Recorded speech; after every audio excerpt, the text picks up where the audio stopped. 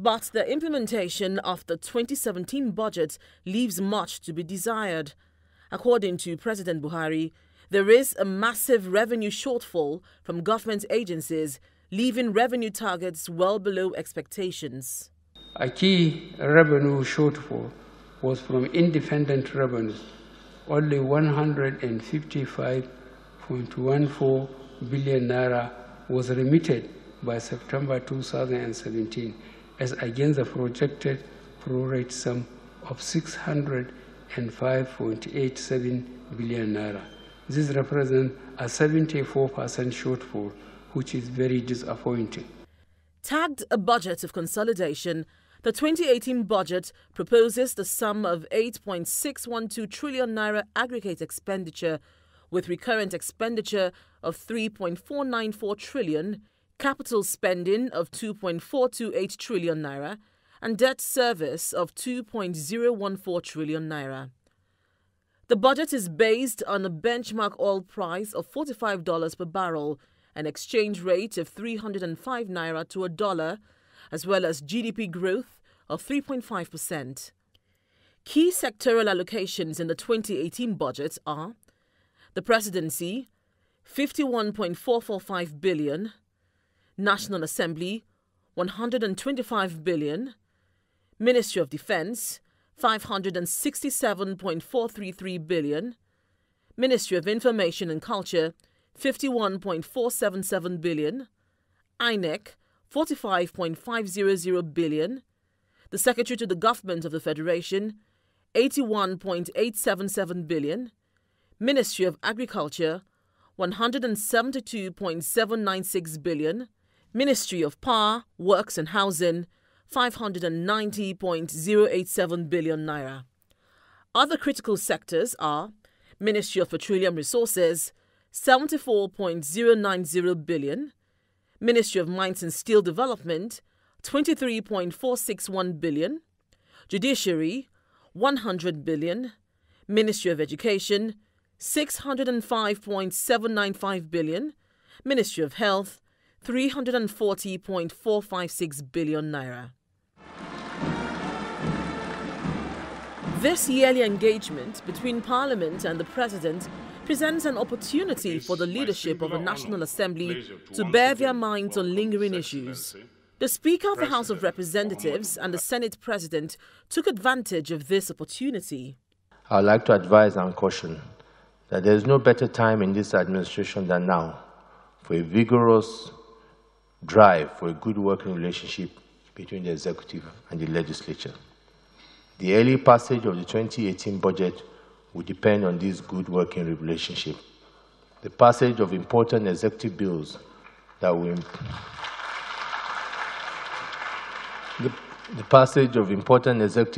improve the ease of doing business is also dependent on this. So, Mr. President, with all sense of responsibility, the 469 members in this chamber are your true partners that will ensure the success of your administration in achieving your goals and objectives. So I will appeal to continue to lobby them, close ranks, and let them work for you. Mr. President, as legislators, what agitates us is the prospect of totally abandoning the 2017 budget and the dire consequences of doing so.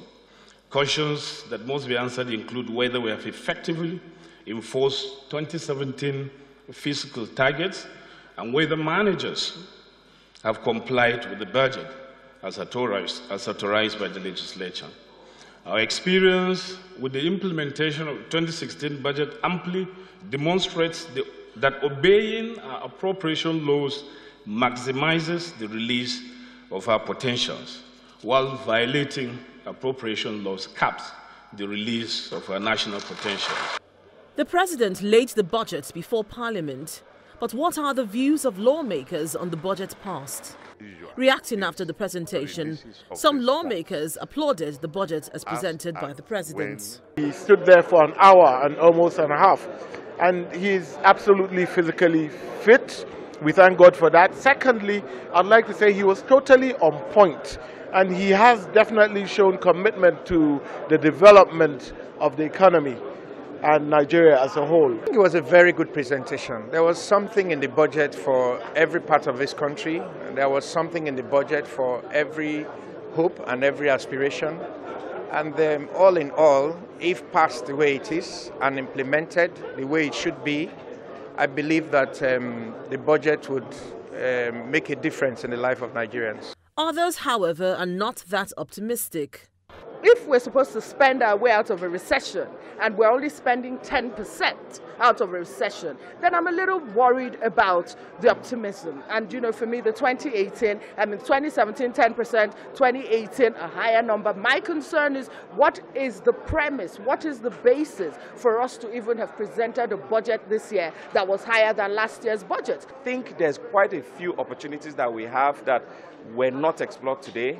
My early thoughts are we need to be cautious. I am not optimistic personally because I am very, very concerned that government spending is one of the surest ways to get us out of a recession. And so far, in terms of government spending, there is a lot of gaps. Some lawmakers looked at ways the budget can be properly implemented and the possibility of returning the country to a January to December budget cycle. This is a good start, and although we may not start that January to December with this 2018 budget, but if we are able to finish the budget process and we have a new budget latest by March, that will be a huge improvement. Executive must do their best to implement, if not fully, partially, the capital content of 2017 budget, because that creates, and it is an automatic impact to the citizenry. While that is going on, it will not hinder the passage of 2018. We've seen appropriations run simultaneously in the past, and I think that can also happen. Problem that I anticipate as usual is releases of these funds as at when important for these projects to continue.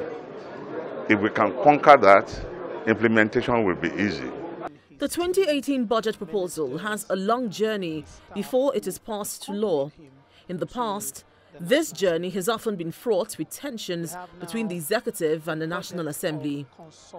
One of the critical issues which will likely arise is the problem of a quick passage of a 2018 budget to meet the plan by the executive and the legislature to return to a one-year budget cycle, which has proven to be an impossible target to achieve.